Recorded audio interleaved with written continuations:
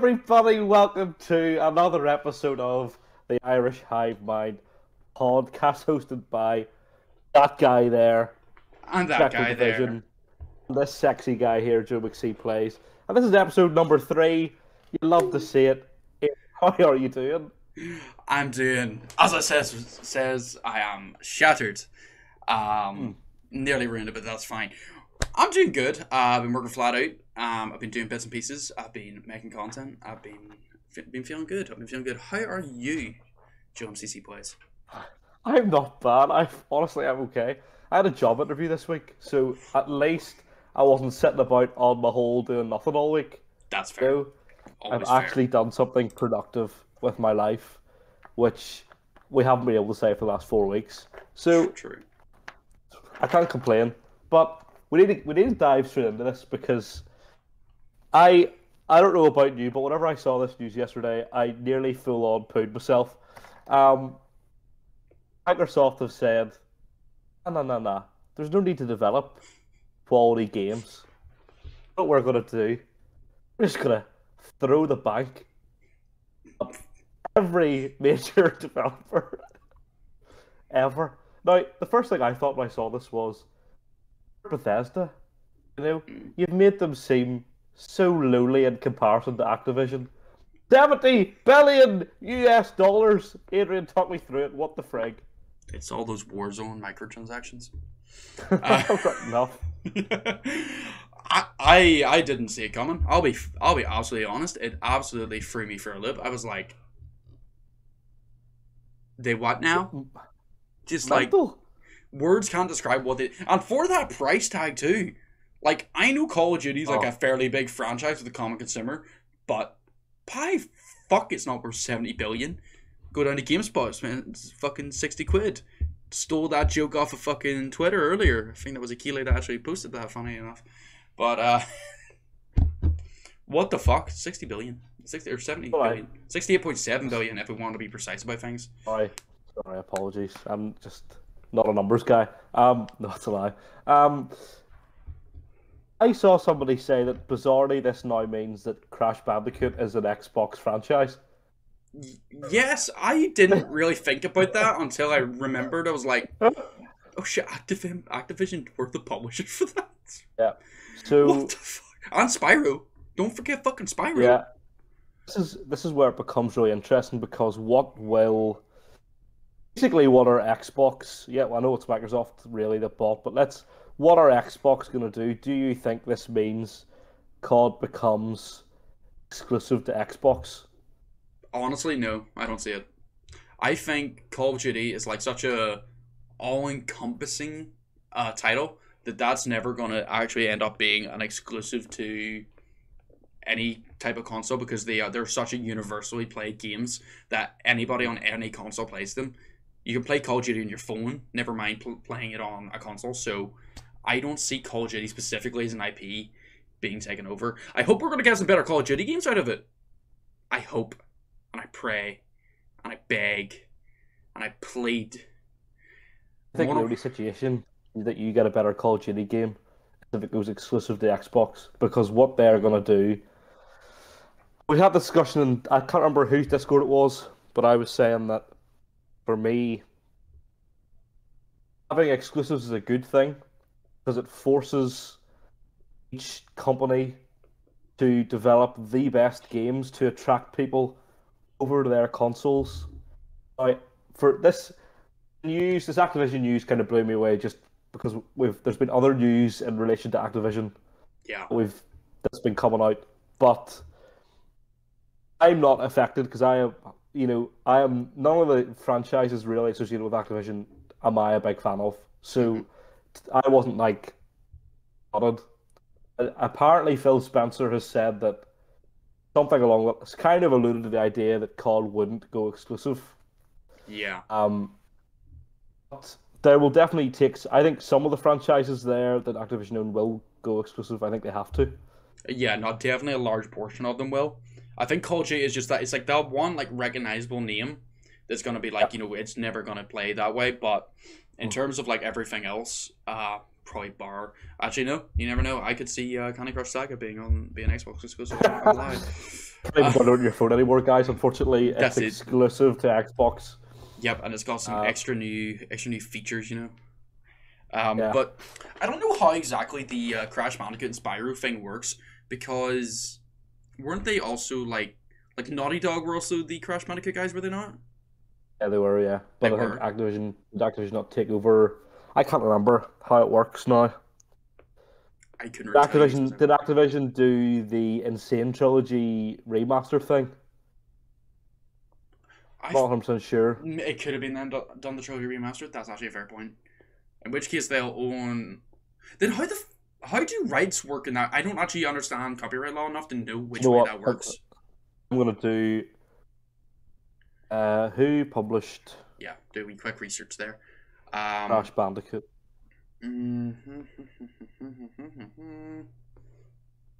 Oh yeah, Mikey raises a good wee point just in relation to the COD thing. They're saying that Uh, at the moment, they're saying that at the moment, so competition regulators don't step in and stop it. A franchise based COD probably won't be, but people thought about. A franchise based COD probably won't be, but what people thought about ES. Oh, yeah. Okay, I get that. Mikey, you give me a right. stroke. It is too tired to cope. I'm too tired. I Answer need the question. I need some copium. Go ahead. Naughty Dog was a developer of Crash Bandicoot, but Activision was a publisher. Ah, okay, yeah. So So, so they own rights. That's what right, the way yeah, that'll be. So yeah, they could be petty and do that, as Isak has said, make it exclusive, which I could see. it wouldn't surprise me. Wouldn't surprise I me. think it was just a landmark day yesterday. Was just kind of mad. It Yeah. signifies to me. It signifies the different directions that Microsoft and Sony are going, Mm-hmm. how they view the quote unquote console wars. Right. Yeah. These thing seems to be create some of the best exclusives they can possibly create, and own smaller, you could say, studios who create massive IPs, right? So, and it's very much single player driven games actually that Sony go for. Yeah. Look at Horizon, God of War, Uncharted, and The Last of Us are the first four that have come to my head instantly as exclusives. Yeah. Um, of course, God of War, Horizon, and Uncharted are now on PC as well, but that is another thing we will dive into on another podcast. Mm-hmm. But Microsoft are just going along with it of we're just going to buy these massive kind of publishing outlets. Yeah. They started with Bethesda, and everyone was going $8 billion for Bethesda is mad, and now we're looking at an almost maybe like an 8 to 9 times increase in the cost for someone like Activision. It's very clear where the strategy's going. It's like they're one side's playing chess, the other side's playing football. They're not the same at all. That's how they're going to do things, and that's okay. But I don't know how True. I feel about. I don't know personally how I feel about like a big company already, like Microsoft, buying one of the biggest game publishers, Mm-hmm. becoming like I don't know, like the Disney Plus of gaming. Yeah. It's strange. Game Pass does definitely seem to be going that sort of way. They're actually probably doing better than Disney Plus are at this point, just with the amount of titles they currently feature. Um, I had a point in my head, which is now left, but I'm going to try to reclaim it there from the crevices of my brain. Something I was going to say was I did notice with the trend of specifically this purchase, sort of like the sort of way Xbox has a reputation for is their multiplayer experiences and how Yep. Activision Blizzard, obviously that gives you LoL and Call of Duty, which I can't even discount LoL that in this discussion for how influential it's been. That means we have two of the biggest multiplayer experiences on the planet that are now owned both by Microsoft.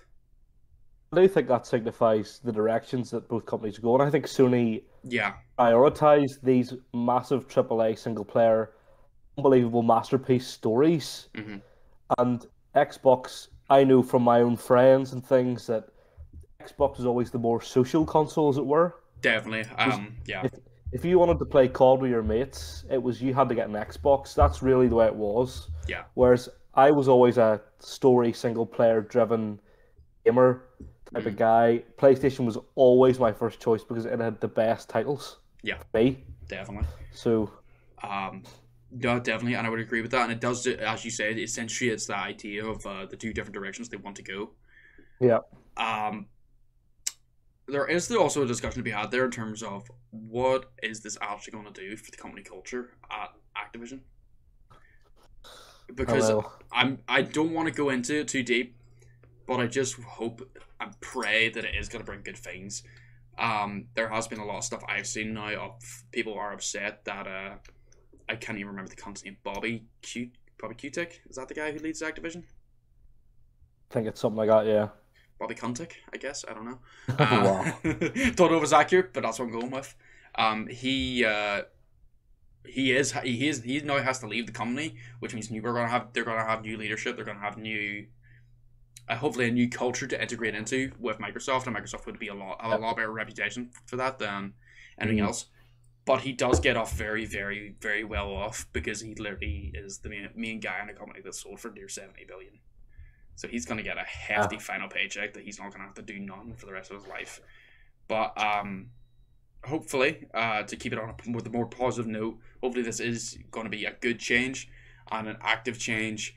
And Microsoft, please buy Ubisoft. For fuck's sake, what are you playing at?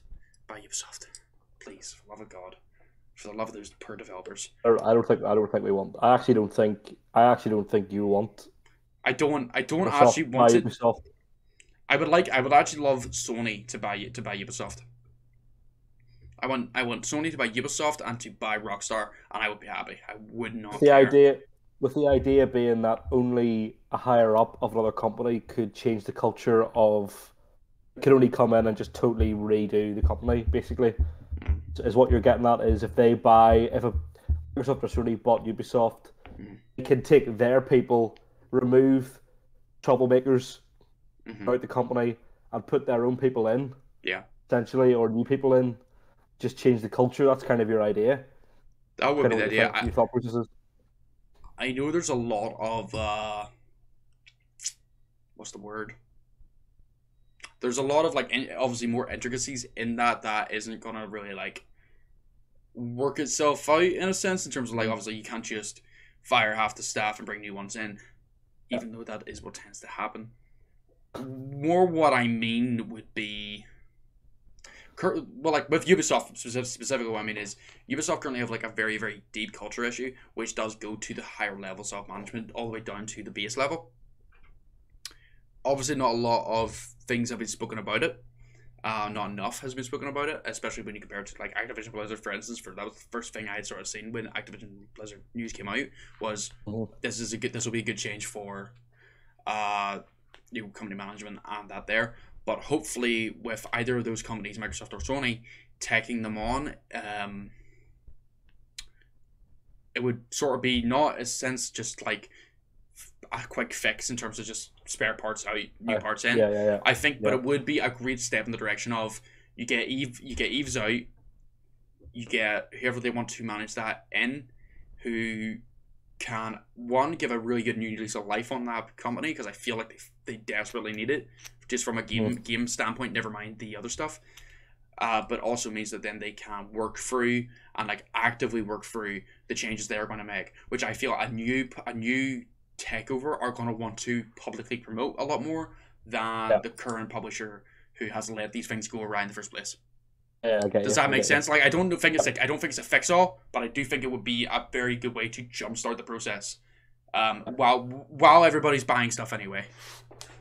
That's fair enough. I understand that, and kind of in a way that kind of ties into the whole main point of tonight's show, or whenever you're watching the show, and that is general about communication of developers and publishers with us consumers, and this is something that, I think things like Twitter have led to expectations changing on how communication should be done between consumers and developers.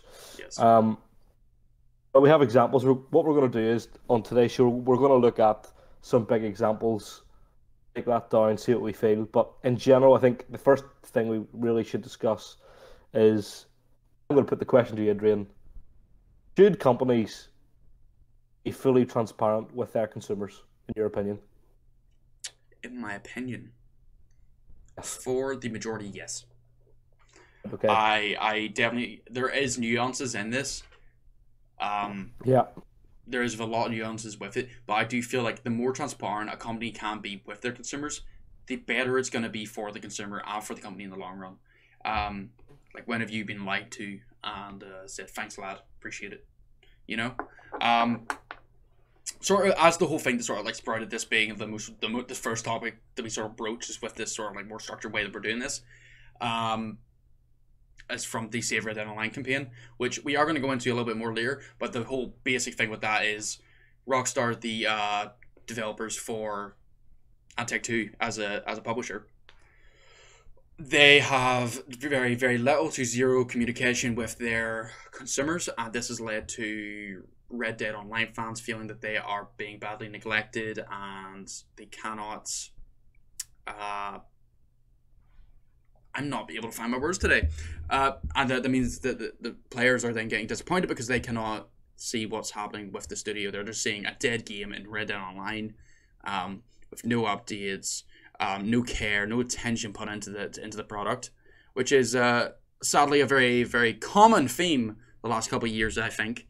So I just feel that has really like sparked this conversation, in my opinion, and it makes it really annoying that, you know, why are the people who are selling us a product not telling us what the fuck is going on with the product? It's like if you bought your fucking Hoover, it had like half the parts missing and didn't work, and you were just like, you try to ring up the customer support and you're like, yo, my Hoover is like half the bits in it, what's the crack? We thank you for supporting us. Please hold for the next indefinite amount of time. Beep. Yeah. Like that's where I stand with it, is like, you know, just tell the people what the fuck's going on. If it's a shit show, tell us it's a shit show. If it's not meeting expectations, tell us it's not meeting expectations. Like, put people out of their fucking misery. You get me? Yeah. I understand. I also think I disagree, to an extent. So my general thoughts are, until a developer's product is available to buy, whether that's pre-order, I think that we actually don't really need to hear anything from the developer because they're not selling us anything, right? Once they start selling something, the consumer, you deserve 100% information in regards to the product that you're buying. Okay, you should know what's going on. Now, the problem with an online service game like Red Dead Online is that it's not just like a standard product. Okay, you're not going to get all the information in one go or in one piece. However, I also don't think that a company is going to outright put up saying, listen, like, basically, if you want to hear from the company, Red Dead Online, if you want them to tell the truth, what they're going to say is, we don't actually care about Red Dead Online because GTA Online has 10 times the player base and is making us 20 times the money, right? So we've kind of neglected Red Dead Online because we're focusing on that. Now, people would rather hear that. A company doesn't want to come out and say that because it looks awful. They know it looks awful. Yeah. But I think it's better to say nothing than to say something that's not true.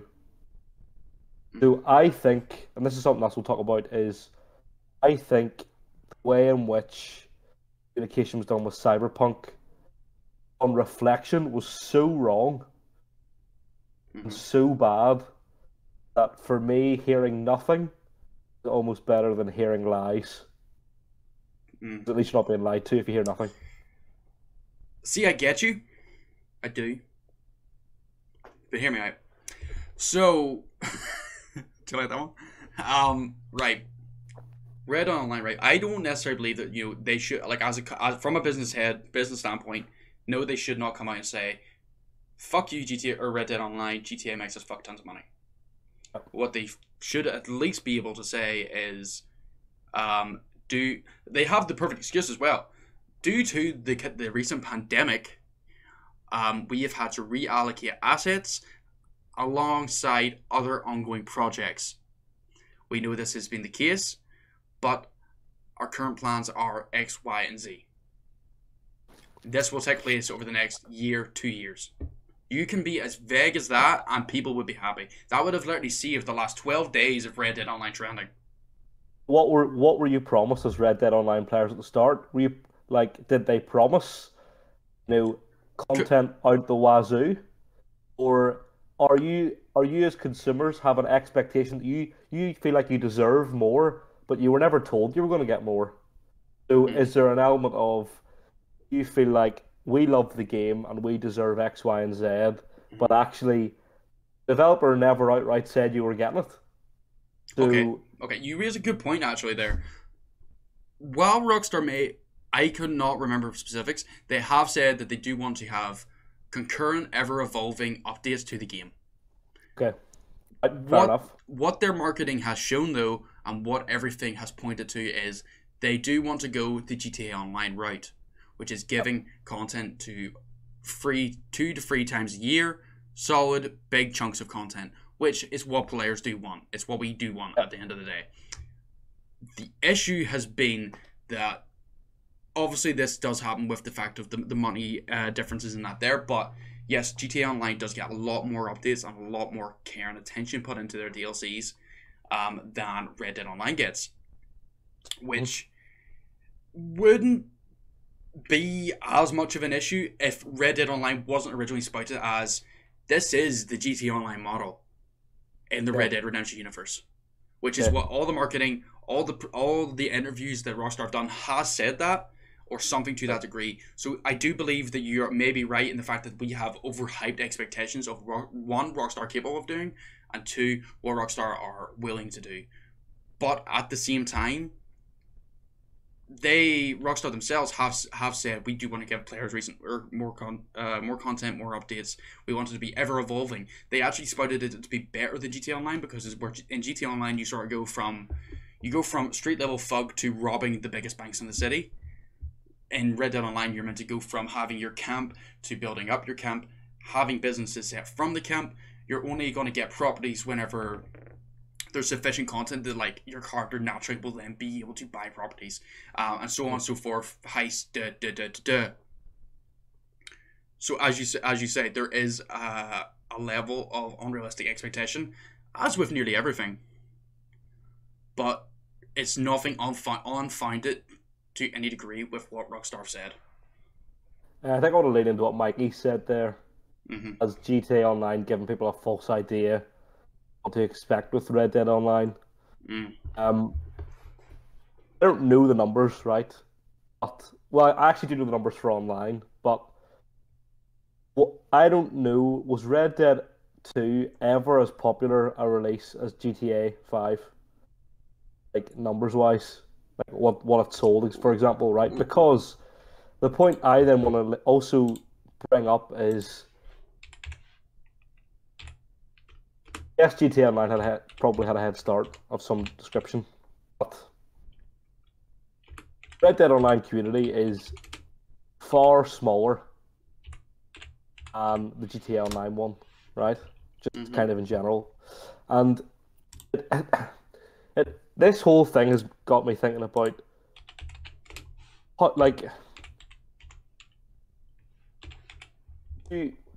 not every niche community deserves to get what they want, right? Unless it's whatever they demand was because of something that was said or was unjust or that kind of thing, right? I don't feel like, for example, it's like Red Dead Online has been overtaken by GTA Online, because from my own, I see myself as being a bit of a casual, right? And even before they came out, GTA has always been a more appealing game to me as a casual than Red Dead, because GTA is faster gameplay, a bit more exciting, that kind of thing. Yeah. I think it's always going to be Rockstar's number one IP. GTA's iconic, right? Mm-hmm. Just my whole point is really like SaveRedDeadOnline thing is coming from, unfortunately, a minority of people. Mm-hmm. That you're never Who, going to reach the expectations that they would have had with GTA yeah, Online, so there's not as much point. I get you. I do get yeah, you. Although, and this will be my sort of final little argument on that specific part, is yes, Red Dead Online is a lot more niche, and will probably work with a completely different set of gaming people to GTA Online. At the same time, why do Rockstar not want to capitalize on the fact that they have a certain type of person that sort of typeset into the GTA Online, GTA 5, that type of game can be oftentimes completely separate from Red Dead and their community and their type of game. You have the fast, action-paced environments with fun humor. It's all lighthearted. It's all this, that, and that. It's all high-flying shit. mm-hmm. Where you also have those people that like these deep, meaningful stories. Even if they don't, they just like these immersive worlds and they want to just sit and ride the fucking horse or, go just shoot people with an six shooter. Like, there is still a large contingent of people that, one, I don't think they've reached Rockstar. I mean, they haven't reached people with Red Dead Online that I feel like they could put these people into. But at the same time, there is potential for them getting these more people in. So I don't think the line of nicheness or the line of obscurity that a lot of people are associating with GTA compared to Red Dead is actually as big as it is. Like, I don't think Red Dead is a contingent of GTA players. I think they are two completely separate communities with some overlap in the majors. But there's like, they can make so much money if they put the care in Red Dead Online. If they did it the right way. They don't have yeah. The problem is they have to try and build up number of people to play, because you look at the online figures, concurrent kind of online figures. Yeah. Red Dead barely scratched 20,000 concurrent online players last year. GTA Online was regularly doing 250,000 plus online concurrent players. Yeah. So immediately, from a business point of view, GTA Online always makes sense to kind of focus on. And then you look at the big kind of games. I don't have concurrent numbers, but you look at the big battle royales. Warzone, 100 million players last year. Fortnite had 350 million players last year. That's not exactly the same.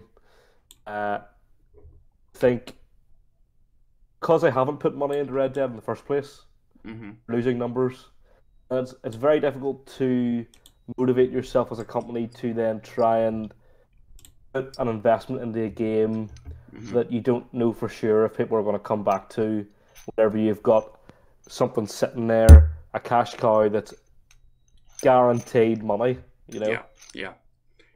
True. Eastside brings up a good point. That a major factor that Rockstar is just doing nothing with Red Dead Online compared to doing something minimally. That's where my main issue is. Like, I don't mind that the GTA Online gets updates, and I don't think that should be neglected in any sense, because, as you know, I thoroughly enjoy GTA Online. I think it's a great experience. I love what they've done with that. But the thing is, I know that, like, as an entire development studio, they're not a small studio. Like, this isn't like a single team working on any of this. You have a full-on team that's dedicated to GTA Online. They always have been. Maybe a small contingent went to Red Dead, I don't know. But up until before COVID still does seem to be sort of the splitting point here at the minute, where there still was a Red Dead Online team doing Red Dead Online stuff. Now, whether that's for a fact, they haven't gone to Grove State Games to do GTA Trilogy, because that's fucking not happened. Unless there's like some other like project that's working in the background that we're not privy to at this current moment, that is the reason that for some reason the RDO development team has just went completely out the window. Like, as we say, like, obviously 20,000 concurrent viewers isn't a lot, especially when you consider last year being a really shit year at the baseline due to lack of updates. I don't think that like it's not like the Rockstar doesn't doesn't have the manpower to do both. Like they can do both, and both can still be profitable. Like it's not a choice between GTA and Red Dead Online and Red Online. It's having GTA Online and Red Dead Online work together to have even more money than they would have anyway. Like as you say, if you had £1,000 in the account, you find a fiver in the street, you're not gonna fucking neglect the fiver, like. Yeah. You know, for lack of a better term, like if that's the most relevant thing I could think of, you're not gonna, for all it would really cost them in the long run, they would still make a lot of money. So unless I feel like currently, unless they have some other big project that we're gonna find out about in a year's time that sort of like answers the questions, I feel like it's a useless subject to, or I feel like it's really just pure neglect that they're abandoning a very, very devoted community. What are, to try to finish in this topic, what do you guys as a Red Dead community want to hear from Rockstar themselves? Anything. What that you want to hear? Anything at all? Anything about Red Dead Online. Okay. Or like as I say, literally just go, hi guys, sorry, it's obviously in finessier words and more marketable words than this, but basically, hey folks, yeah, we have not had a chance to be full on with Red Dead Online. There is a reason for that though. We are working on such and such project. Don't even name the project. We're doing another project. We have reallocated assets to another project at this current moment, with either a promise that it's going to come back to Red Dead Online, or say that we are moving on to other endeavors. It's not hard to do that. Like either give us a clean slot through the neck, or like have another project going. Say the pandemic caused a lot of issues in development. Say we've been trying to make sure that we do things the right way. Say we've been waiting for the next gen patch of Red Dead Redemption 2 to come out, so that we have a whole new console or generation of hardware on which to improve this experience, due to the fact that it is a much newer and more intensive experience than GTA.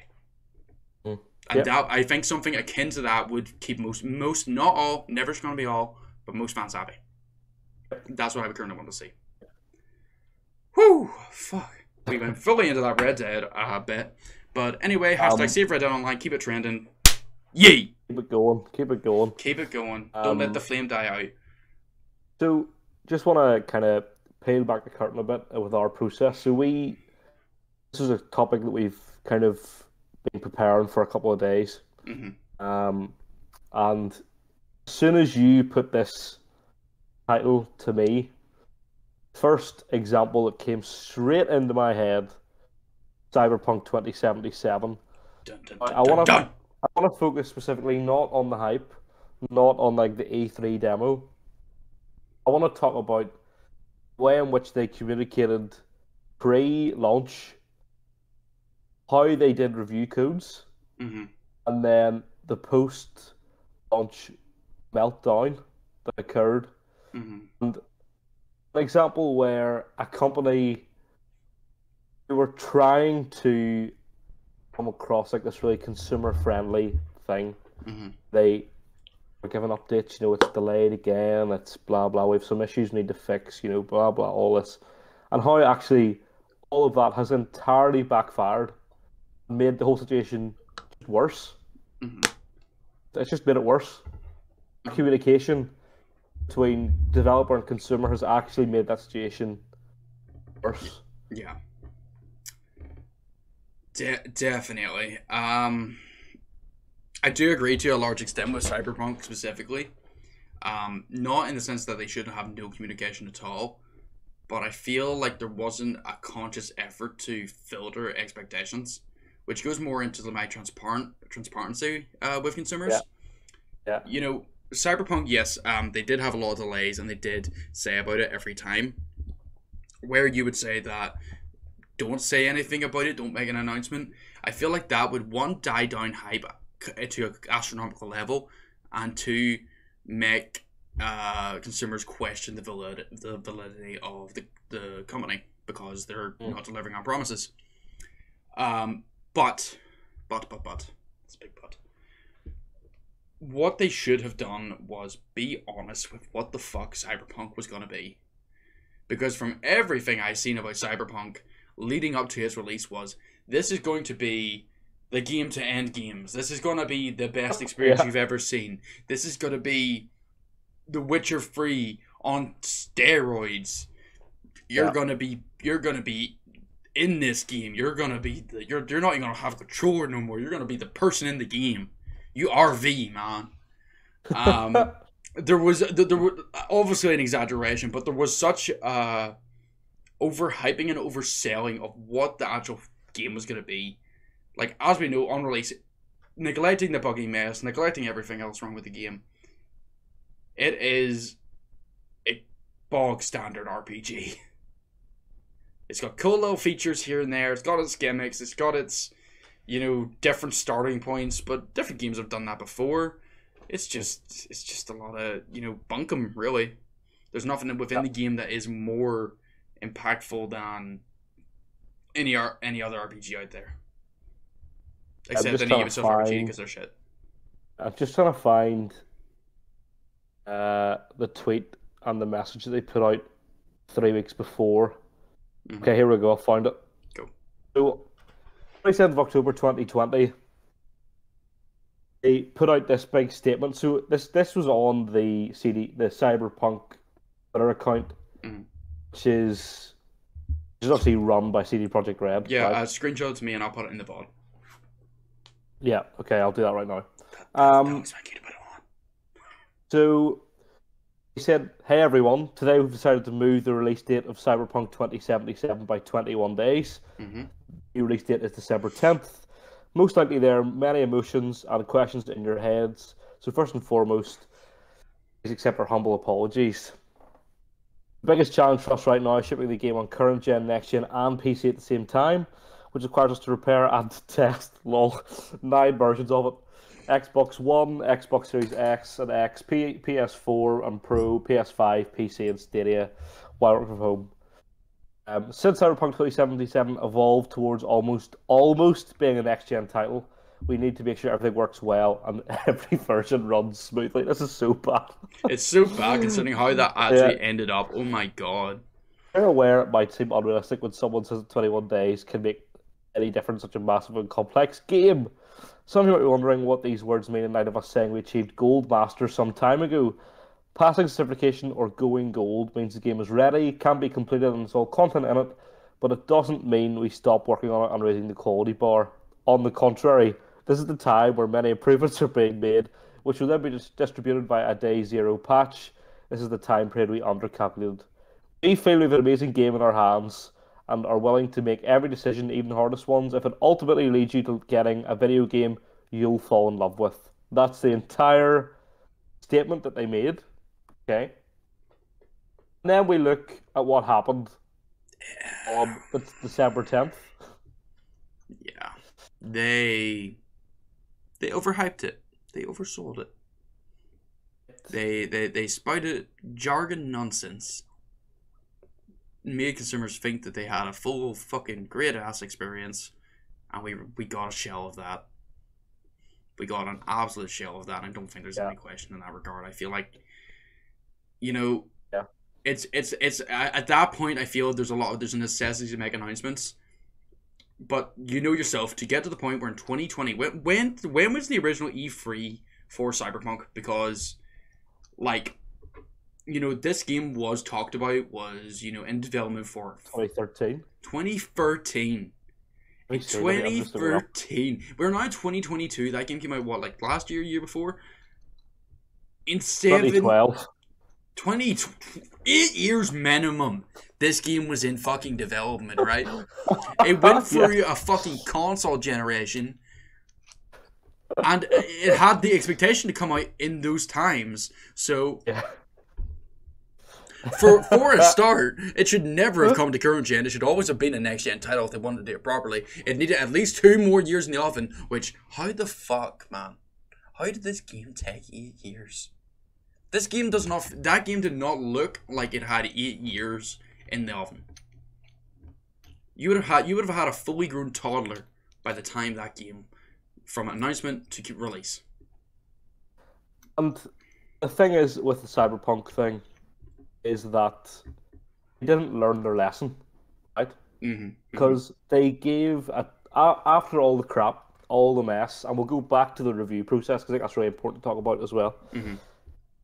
But after all the mess, they released a 2021 kind of what 2021 was going to be, and they said that the next gen update for Cyberpunk would come out by like autumn 2021. Now we are yet to hear anything about the next gen update for Cyberpunk. I don't even think there's been any sort of announcement as to when the Cyberpunk 2077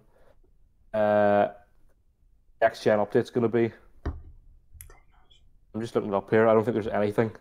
It says early 2022. Wow, it says, what a specific date. But it's to come out before the Witcher 3 next gen update. But it's I think that's been a mess as well, where they fail to deliver.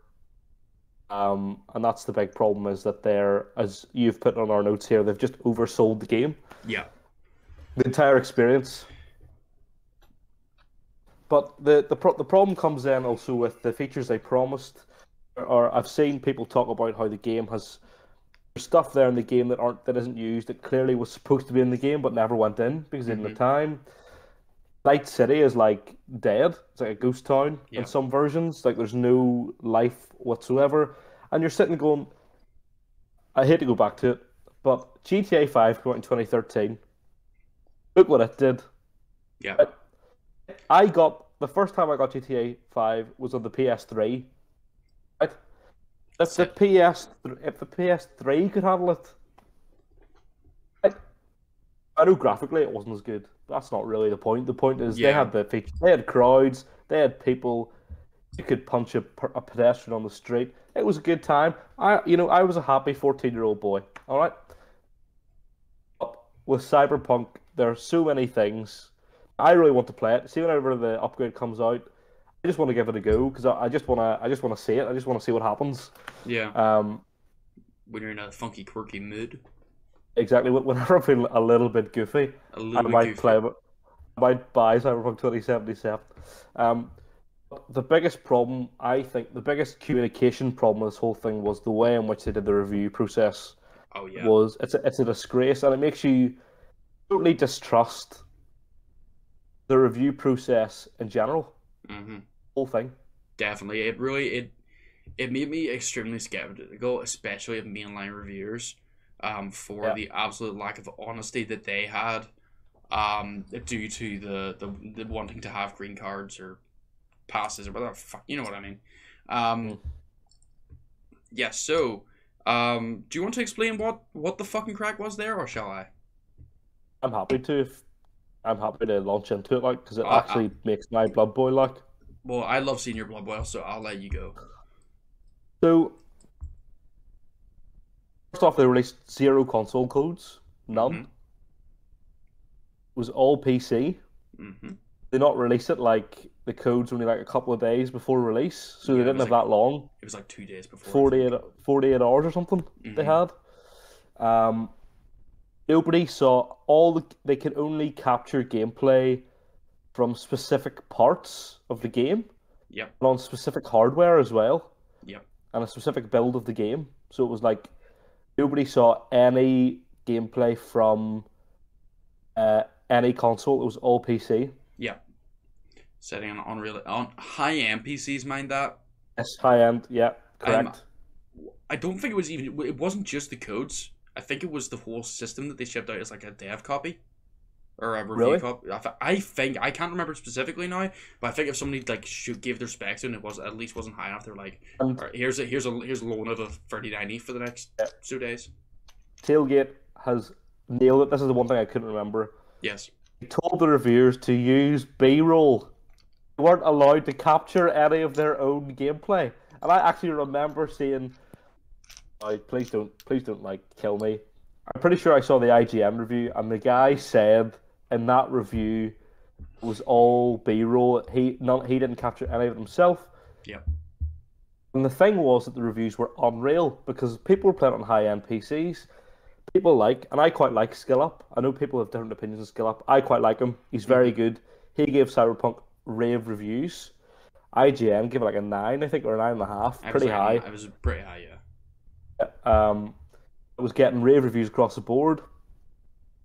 So he led the consumers on the review process that this was going to be. I mean, it was the most pure. I think it was like one of the most pure games of all time. I think Cyberpunk was like up there as one of the most pure games ever. But people who weren't sure, they led them on. Yeah. Reviews were done on like essentially next gen hardware and PCs, like highest performing thing kind of thing.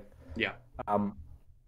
I do also remember the IGN guy saying that he was getting some weird glitches and bugs.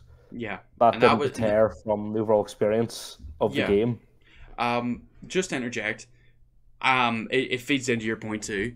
I forget exactly who this review was, who reviewed the reviewer, but I'm pretty sure he said that they had some type of game breaking bug and they needed to they had to repeat through the story to try to, or no, I don't even think they finished the game because they got to 35 hours in. They were in one of the final fights. They got soft locked during the review. They contacted one of Cyberpunk's, the supports from one of the devs, and the dev says, yes, this is planned to be fixed in the Day Zero patch, which wouldn't release until the game actually released. So he actually physically couldn't finish his review to the end because they couldn't even give him support to be able to finish the fucking game with a game-breaking thing that would have required him to repeat the last 35 hours of content to get to the point he was. And actually, no, now that I remember, what it was he actually had to basically get, the pre-made save files that devs use to tutorial missions. He had to access one of those from a similar point in the game and play it from there to finish. So he didn't have any of his personalization. He didn't have any of that. It was all just the bog standard. This is how to get to this point in the game the quickest. Which really feeds into your point of it was just it's just a fucking mess. Then in the most unprecedented move, and I don't think we've ever seen this. We haven't seen it since. Came out on the last gen hardware, let's call it, right? That was breaking people's consoles, and it was all this kind of thing. So Sony removed Cyberpunk from their store, which I don't think I've ever heard of a major game of that level to be so buggy that it was removed. And I want to read this out because I've just remembered this. Go. If you go on to the PlayStation Store now, right? You go on now, it's just loading up, and you look to get Cyberpunk. Let me tell you what it says underneath the description of the game. It's very, very interesting that this is 13 months on from the game being released. Important note. So it said, blah, blah. Important notice. Users continue to experience performance issues with this game. Purchase for use on PS4 systems is not recommended. For the best Cyberpunk experience on PlayStation, play on PS4 Pro and PS5 systems. Isn't that bad? The game should have never released on current gen or last gen hardware. Current gen at the time. Yeah. I don't think from anything they spouted that should have ever have been the case. It's absolutely ridiculous they let it release in that regard. And as I say, they duped consumers. They absolutely just duped consumers and left them out of money and out of love with CD Projekt Red. This really goes into my points of if they had been at least filtered expectations of what the title was going to be when they knew that they were being pressured to release this fucker, because that is what ended up happening to the game. Was it was a corporate push out of a game. They should have been able to be honest with their consumers and just at least be filter expectations. Don't spout it as the second coming of Christ. But this is an RPG game. This is what it is. We play this here. Don't have all this shit it's going to be it is going to be the second coming of Christ, because it isn't that, and it was never going to be that unless they focused it in on new gen hardware which they somehow would have had access of in 2012. Like, they basically made a game midway through a console generation, or at least a couple of years in, trying to make an experience that you would need to have built and built and built upon, which, you know, they just need to fill our expectations to make it better. But yeah, do you have any more points on Cyberpunk in general, or anything you want to get into? Just trying to look up. I'm trying to find how much it was on release, because Okay, go ahead. it's currently selling for a retail price of £40, which there's no way it was released at that If price it at the would time. probably was released for about 60, 54, 60 Yeah. is the usual amount Yeah. I find. But they've obviously had to drop the price of it as well. Yeah, I still think it's low enough. I don't either. It It should be less. But should 20, maybe. There's, Only because you can get 70 hours out of it. It said there when the first launch was revealed at E3, the devs thought it was a joke. Yes, that was the whole thing. So bad. It was so bad. People, devs thought it was a joke because it was literally just like some random thing that they got pulled off development for 3 months to make that tech demo. That's awful. That's like just so bad. But Let's talk about No Man's Sky. No Man's Sky, the greatest gaming redemption of all fucking time. Basically, we've come up with some of the biggest scandals in recent gaming history. Looked at how developers communicate and have left consumers being essentially falsely advertised. Yeah. But you know more about No Man's Sky than I do. I do. I'm gonna let you take control of this one. No Man's Sky burned me when it came out. It fucking burned me. But for those that don't know, No Man's Sky was developed by Hello Games. It is a What? Hello, Games. I can't believe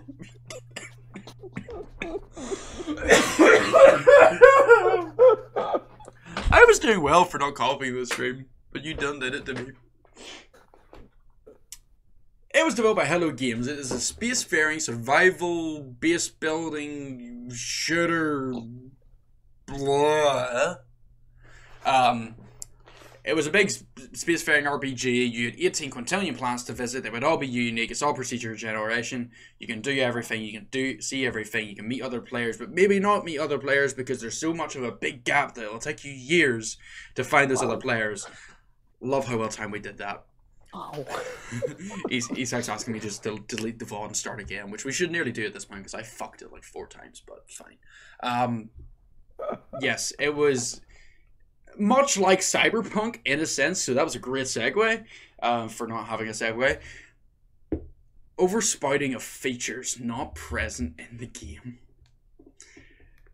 Sean Murray, who was I can't remember his specific position, but he was at least the lead creative designer for No Man's Sky and was like the main public presence of that game prior to release.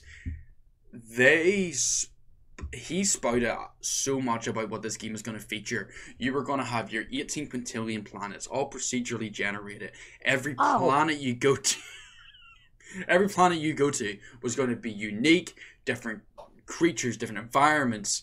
I don't think they ever said about multi-biomes. I think multi-biomes might have been a thing. You were going to have all these different spaceships, different spaceship types, ongoing support, different alien races to see. You could interact with frigates, freighters. There was a whole deep lore. You would never finish the game because it was so big. You could never see every planet. It was always multiplayer. It was always online. But you might not see other people because there was you could be millions of light years apart. And basically it's about it as being the ultimate space game that I'll ever fucking release. Yes. What? Happened. Release as well as they said. No Man's Sky released and was, for lack of a better term, a shell of what was announced. You could basically get a shitty little ship, go mine some resources, jump in said ship, go to another planet, mine some resources, get on said ship, go to another planet, mine some resources, repeat and rinse and rinse and repeat. And that was all the gameplay loop was until you got to the universal core. People have now discovered there's like 250 layers at this current moment of ways to get to the center of the planet, where people were initially, it was spouted that, it'll take you ages to get to the center of the planet because there'll be so much to do in between. People already speedrun that shit and was able just to do it so quickly. That's like, there's 251 levels, I think.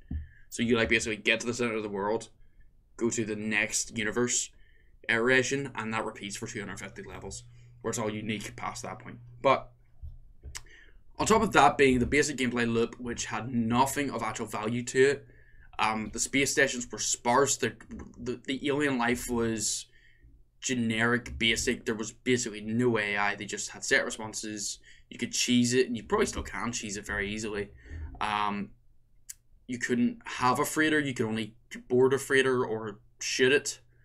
All of the procedurally generated worlds that were going to be so unique ended up being about, I think it released maybe 10 subsets of planet type with about maybe 30 interchangeable parts for every creature. After you visited maybe 5 planets, you started seeing the same creatures.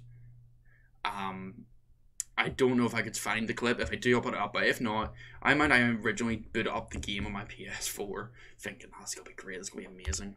Put it in. First thing I saw was literally a butt with a face and feet.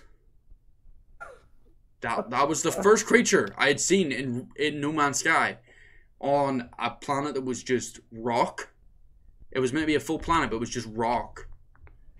And that was what my first 2 hours of that game was, because I had to go and get resources on this barren rock of a fucking planet. Not to mention, it had so many bugs, both visual bugs and glitches, gameplay bugs and glitches. Your ship could go through the world. There was very weird ship physics. If you're not able to touch the ground, it always forced you up. The procedurally generated creatures were really, really off and weird and disproportionate. But since then, now, I believe it was maybe 3 months, Hello Games took a bit of a sabbatical and went completely radio silent for 3 months. Came back, said, we promised to make this game good. There's now been 12-ish major expansions to No Man's Sky, giving us every feature and more that was originally spouted before it ever came out, including multiplayer integration, base building, owning frigates and freighters, deeper storylines, revamped graphics, revamped animations, effects, character customization, which wasn't there on release. Just a slurry of different features, which now has made the game quite fun and quite enjoyable. Still, probably not to everybody's enjoyment, but for most people, they would say that the game is redeemed, and Hello Games have redeemed themselves for the work they put in after the fact. But I still don't feel that helps with the fact that they completely oversold the game prior to release. That's where I think this situation differs with Cyberpunk. Yeah. Everybody knows what happened to Cyberpunk. Not as many people know what happened with No Man's Sky. Yeah. If we were to buy No Man's Sky now, might not be aware of what happened. Yeah. Obviously. True. I don't think Cyberpunk will. I think nearly everyone and their dog knows what happened with Cyberpunk. Yeah. And the dog's children. So pretty much everybody knows, right? No Man's Sky was a sexy idea. The idea of the game was real, and as Isak said, it was kind of Sony's fault. They pushed them to put out by this date where they were going to pull the funding, right? So that's a very rare Sony L. Yeah. But what we actually saw was very rare W in the redemption story. I don't think you hear about. I don't think you see that often, where a game comes out in such a state and then it managed over the process of time completely turn it around and make it a far better experience. And I think that the way that they communicated was probably in a way quite decent. They said, "Listen, we're radio silent for 3 months," but then they came back with a bang. They told everybody there was going to be updates. The updates came out. The expectation of fans was met because they were they were very, very clear with what they were doing in each update, Yeah. what was going to happen, blah blah blah. And I think that the communication that we saw from Hello Games is the type of communication that I think we need to see more of in the industry. I think Yeah. that level of communication is what we need to see more of now. It's a story that begins with a sadness but ends with an ultimately positive message. And No Man's Sky, I've played No Man's Sky, and building those types of games aren't my thing, but I Hmm. enjoyed my time playing No Man's Sky. I actually quite liked it. Yeah. But it's good. It's at least we can talk about a story that actually has a positive message. Yes, which A is probably story, yeah, a story that does have a you positive message. you're about to just have the most smoothest segue ever, and I was about to interject. Yeah. God darn it! God darn it! I was gonna say, like as you said, I think this is probably one of if not the only example we've raised here that is an actual positive example. Yeah, yeah. And as you Yeah. were saying, and I'm gonna steal it for you now, unlike the next one that we're going to mention, say it with me now. Ubisoft. Ubisoft. That was definitely perfect. All in Great. sync. That's all. That's all the effort we give Ubisoft. Ubisoft. Ubisoft. Hashtag hold Ubisoft accountable. So yes, Ubisoft. Would you like to briefly explain the situation of Ubisoft, Joe? It's just that. It's just. I mean, there's so many ways we can go with Ubisoft. We can talk about the state of their games, but that's really not the point. Yeah. The main point with Ubisoft at the minute is that, and this is something I never understand, right? And I know this is kind of my mind going a million miles an hour here, but Yeah. there's accusations of an abuse culture within Ubisoft from management to it was mainly towards women, really. It was kind of Mhm. it was basically women didn't feel safe working at Ubisoft, right? Yeah. Yeah. Aye. Similar accusations were thrown at Activision, and the world went for Activision like you've never seen, and yet somehow, Ubisoft still managed to get some sort of pass by the Mhm. majority of the gaming industry and journalists. I don't see anywhere near the number of journalists reporting on Ubisoft in the same way that was reported on Activision Blizzard. Also, this is a point that I didn't mention earlier, but there is belief that the only reason Microsoft could afford Activision Blizzard was because their stock price dropped so dramatically because of all this news that they were affordable. Yeah. And that if that doesn't sadden people that Xbox have only been able to afford Activision because of the abuse culture, then I don't know what will. But anyway, that's a tangential point. I don't want to go on tangents. Yeah. Um, Ubisoft, okay. It was a big campaign for the people who were in the campaign, right? Hmm. However, Hold Ubisoft Accountable has not broken the mainstream, I don't think. Unfortunately, not. I think within the communities that we're involved in streamers and things, Hold Ubisoft Accountable was massive. Yeah. And everyone got behind it. Yeah. Everybody wanted an explanation. Hmm. In the company, I believe there's 1,000 employees plus have signed like an open letter. 1,000 employees plus have signed an open letter. For another figure, about 20% of Ubisoft employees said that they were victim to or have witnessed sexual misconduct within their workplace. So, I mean, that's horrifying, right? That's Mm. just straight up disgusting 1/5 of a and global horrific. company. Yeah. What what is has this the communication issue is that it's not even consumers. It's the It's employees who have it, signed the open letter are demanding some form of response hmm from upper level management, yes. which they aren't getting. It's Hmm. radio silence. And so I think actually Ubisoft in general are actually looked down upon for two reasons. By the minority because of this, Hmm. by a lot of people they're looked down on is because their games are just straight up crap. You Yep. see, today actually, the day of recording, so we're recording this on Wednesday 19th. Yes. Today they released the reviews. The embargo was lifted for Rainbow Six Siege Extraction. Is that what it is? I can't remember. Oh yes, the really shitty zombie mode for Rainbow Six. Yeah. And one review said, I watched a couple of reviews. I like to hear reviews.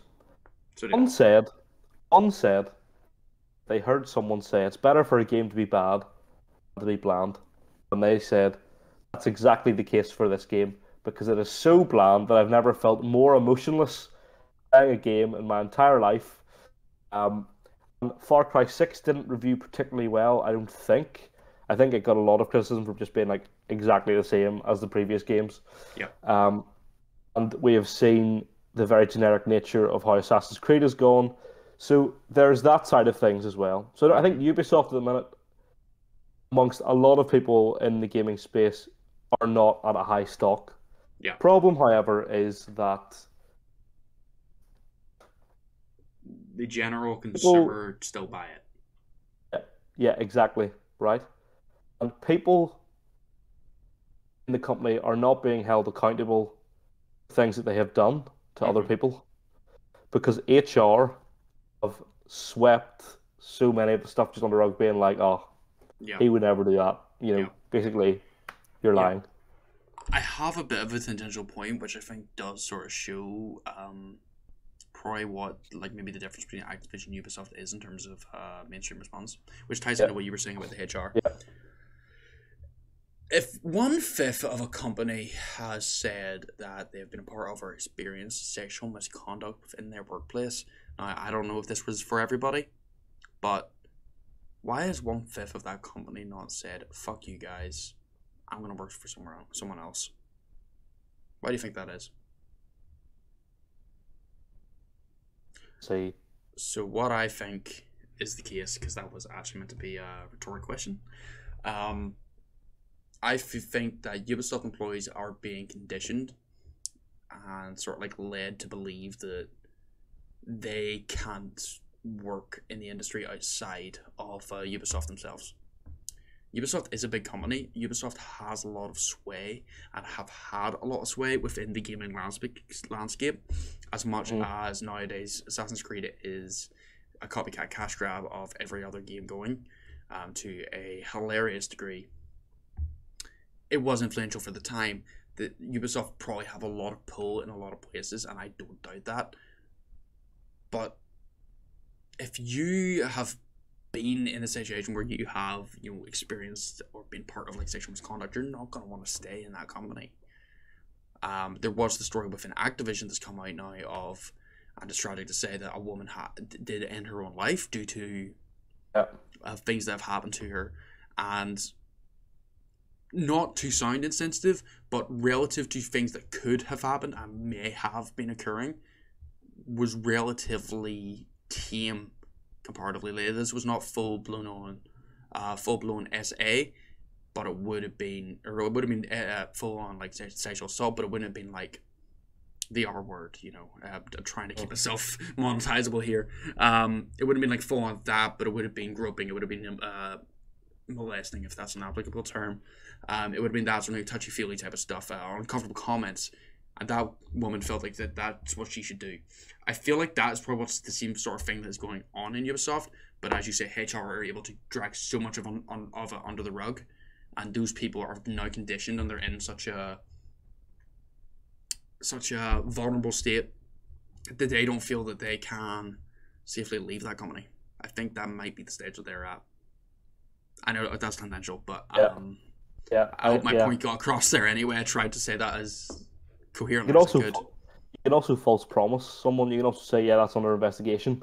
Yes. I'll be like, right, that's fine. If it's under investigation, the right thing happens, then I'll stay, because I think we shouldn't downplay just how bad it is. We shouldn't ignore the fact that stuff that's going on in these studios is also occurring around the world all the time. Of course. And how horrific that is, and how it's how is it that people are expected to just be ignore something like that happening? Yeah.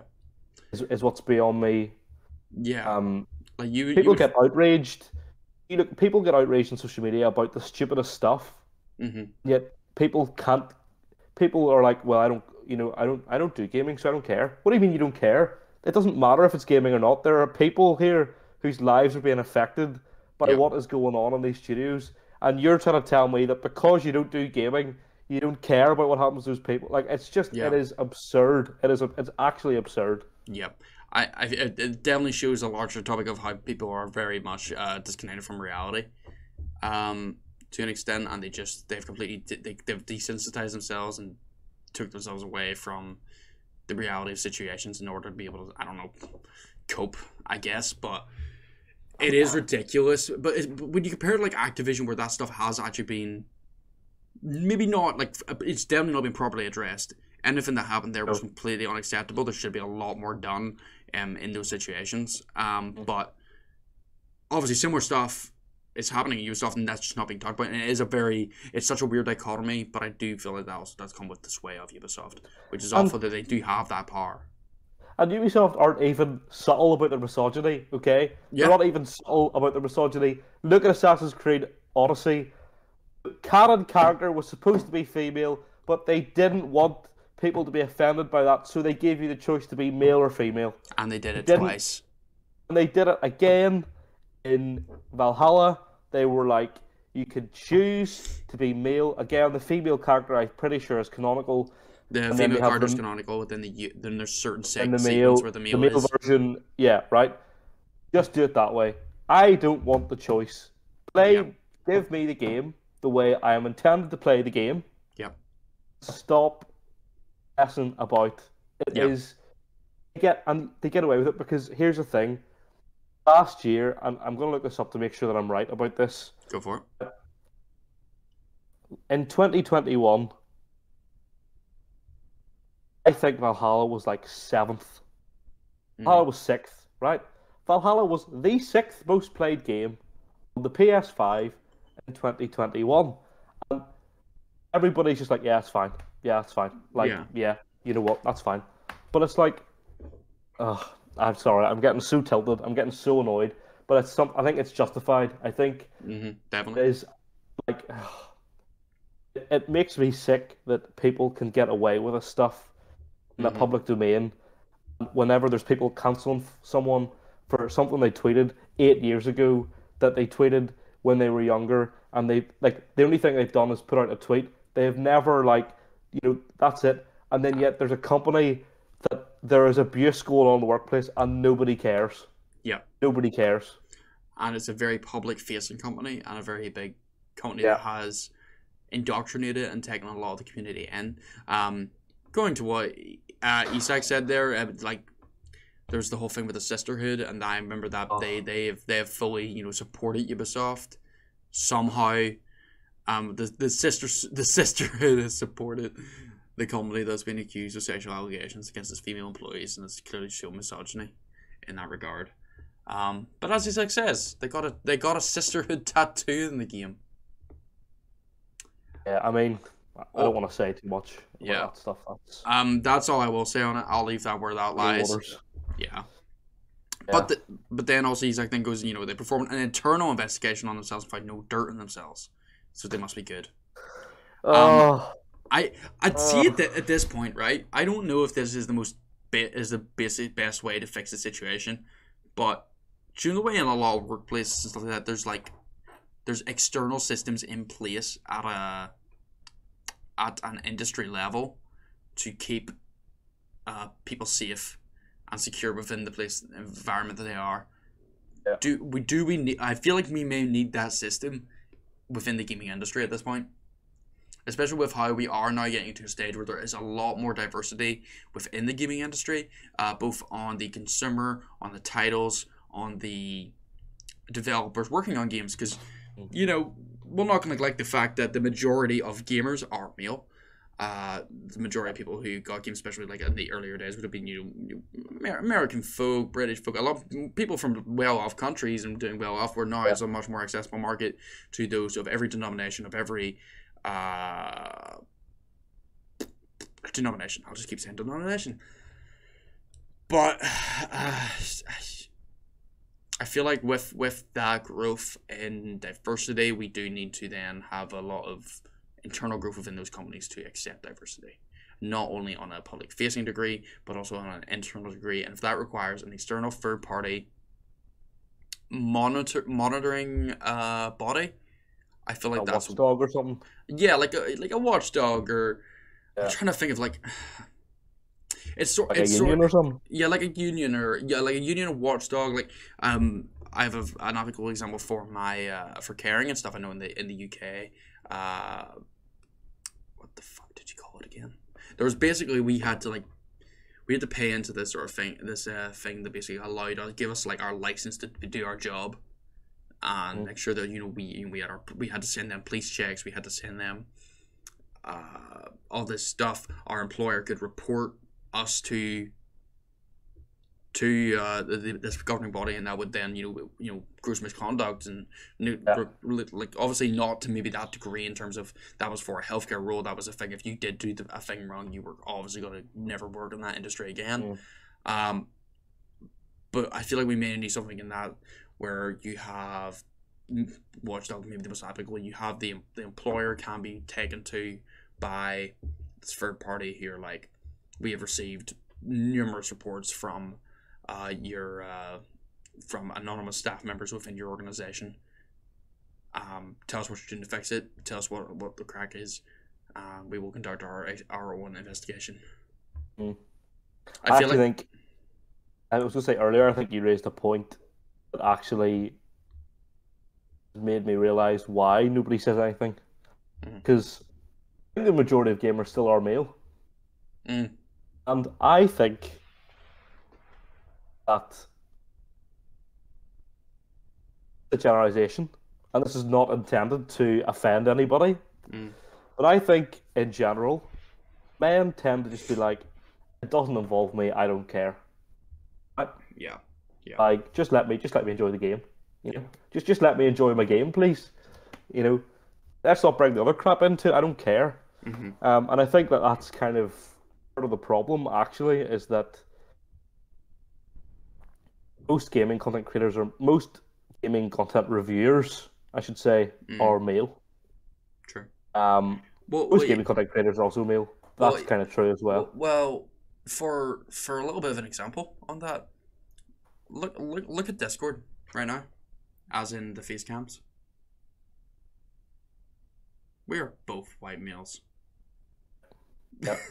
Which maybe means that we're not able to, in a fun dichotomy, our opinion is less valid in these arguments because we have not been part of those experiences, which does make it important that we must mention that, like, these are very specific experiences to every person who has been affected. We've obviously focused a lot on the sexual harassment of women within Ubisoft specifically, but if we go to Ubisoft Singapore, they've also had multiple racial allegations, denominational allegations, sexual allegations.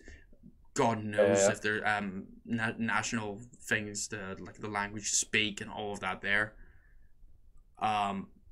But that's where, like, all of that comes in. Like, there's been like allegations of all these types, and obviously we are maybe not the right maybe we're not able to get the right people riled up to be able to get this to mainstream people on that there, but I do hope that we can help into at least raising some type of awareness of it. I hope I haven't said anything out of place there. I don't think you have. Don't cancel me, please, Twitter. No, I don't think you have at all. I think it's. I'm glad that we put it forward as something to put out there, because I think it's easy to not mention it because it's a topic that is difficult to talk about. Not only because it's mostly unjust, but because, as you said, we're coming from the point of view of people will look, they're just two heterosexual white male who are the most privileged in society, and what are they to do? Well, why are Who are they to speak on these issues that affect me? Yeah, exactly. And it's just that I think it's just a shame that Ubisoft haven't been called out more by the general kind of public. I think me and you, we see a lot of people tweeting about Hold Ubisoft accountable because we follow those people. Yeah. But I think like it looks like it's a lot to us, but actually like In the grand scheme of things, it's not a lot. in the grand scheme of things, it's about like it's not even a drop in the ocean, you know. Yeah. On that note, I've got 2 points on that note. One, I have seen more support for SaveRedDeadOnline in the last 12 days than I have seen the last year for HoldUbisoftAccountable, which really feeds into your point. Also, I do feel like there's a lot of people who are letting the flame die out with HoldUbisoftAccountable. If that is the stance you want to take, you don't want it. If you want to be the aim I fight, I don't mind. I just want to play a game. Be happy. Fair play. That is your complete decision. But I feel like maybe this may be a good time to reiterate, like, we do have to hold Ubisoft accountable for their actions. It's not one rule for one and one for another. There needs to be change, active change, happening within the industry, within the company itself. And as Isaac says, every voice matters, no matter the skin or the genitals. Yeah. I want to also, because we're nearly done, I want to mention another thing that is not related entirely to the point, but it taps into how all this stuff is all about consumers being treated poorly by greater companies. Yep. And I think something I want to mention is that the gaming industry is the only industry where you get something that has bugs in it or like isn't entirely finished, and you go and you say, well, it's only a couple of bugs, it's fine. Yeah. I think the gaming industry is the only industry where whenever you get a game that has no issues, you're like, oh my goodness, my game has no issues. Like, that should be the expectation. Yeah, not you should be buying something that's finished. Yeah. And Mikey always talks about how, he makes a great point about how, as a consumer, it sometimes feel like you're the beta tester for these companies. That's not how it should be. It's not what it's not what it should be. I definitely feel, especially in the last years, like I should have got paid for the shit I had to go through in terms of these games. There was so much bullshit going on in this. I can only hope that 2022 will be better and we will continue to get better, because I feel like gamers deserve more. Like, you're not gonna go like imagine No Way Home came out, right? And the fucking spoiler for No Way Home, the scene where all three Spider-Men come together for like the first time. What if half of the dialogue in that cut out, or your subtitles didn't work, or was muted, or bloody somebody's suit wasn't CGI'd in right, or flipping you had Ned T-posing in the fucking corner, like.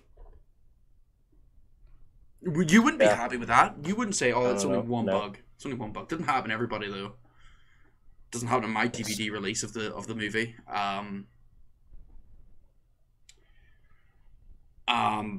But that is what it is. It's like it's a very weird slope that's happened, and I do feel that we do need to expect better from companies in general, not just in regards to specifically, say, Ubisoft or Activision, but we should expect better as consumers.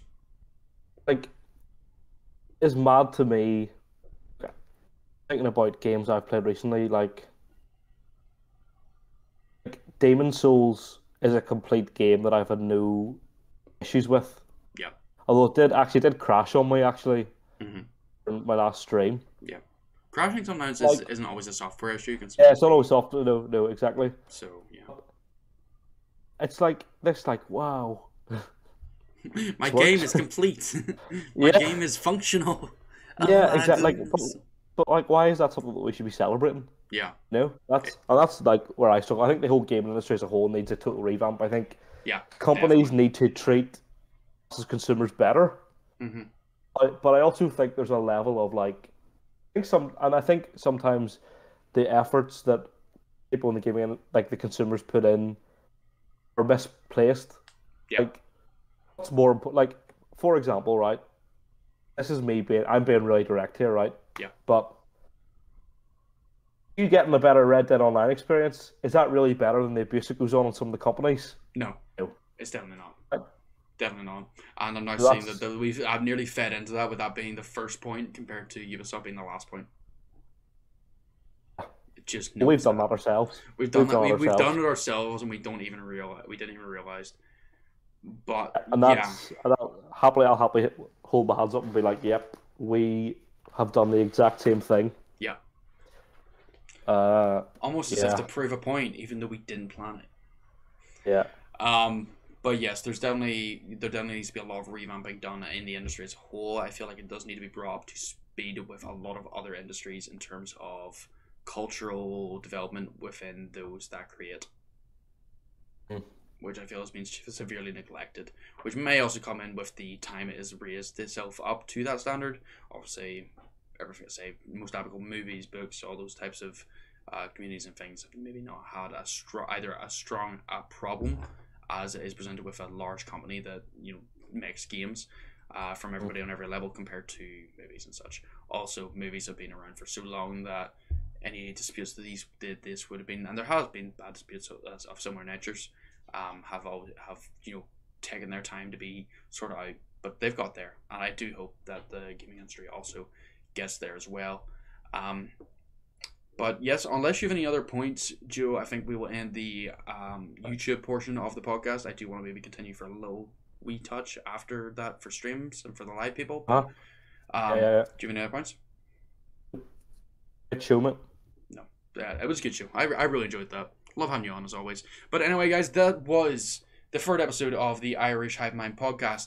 Please be sure to support the channel. I am here at Spectral Division on Twitch. You will also find this on YouTube over at Spectral Division as well. You can find this wonderful gentleman. This is Joemccplays. It is Joemccplays on all platforms. That is YouTube, Twitch, Twitter, all of that fun stuff. He's a brilliant man. He makes funny content.